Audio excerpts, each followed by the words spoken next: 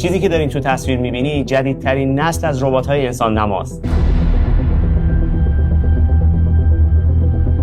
اسمش فیگر 3. راستشو بخواید پیشرفت ربات‌ها دیگه داره کم کم ترسناک میشه. فیگر 3 حدود 173 سانتی متر قد داره، وزن 61 کیلوگرمه و طوری طراحی شده که مثل انسان فکر کنه و رفتار کنه. این نسخه مخصوص استفاده خونگی ساخته شده. میتونه لباس بشوره، ظرف بشوره، نوشیدنی سرو کنه، بسته‌ها رو تحویل بده، حتی از طریق پاهاش به صورت بیسیم شارژ میشه. یعنی وقتی در حال شارژه فقط همونطور ساکت روی پد شارژش وای میسته. طی فقط یک سال آینده قرار 12000 تا از این ربات وارد خونه‌های مردم بشن و تا 4 سال بعد این عدد میرسه به 100,000 تا. ولی جالب ترین بخش ماجرا خود ربات نیست. جالب ترین قسمت داستان سیستم هوش مصنوعی آموزش دهنده فیگر به اسم هلیکسه. هر ربات فیگر پر از دوربین و سنسور تو صورت و هر دو دستشه. وقتی کارشو انجام میده داره از دنیای اطرافش یاد میگیره و مشاهده میکنه.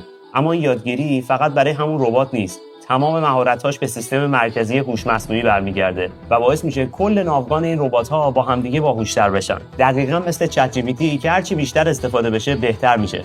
هرچی تعداد ربات‌هایی که تو دنیای واقعی دارن کار میکنن بیشتر بشه، همشون سریعتر و هوشمندتر میشن. چیزی که داری نگاه میکنی در واقع اولین قدم‌های یه چرخه بزرگ و جدید فناوریه. و چه ترسناک باشه یا نه، ما عملاً وارد عصر ربات‌ها شدیم. اسپانسر این ویدیو چمدون ویزا.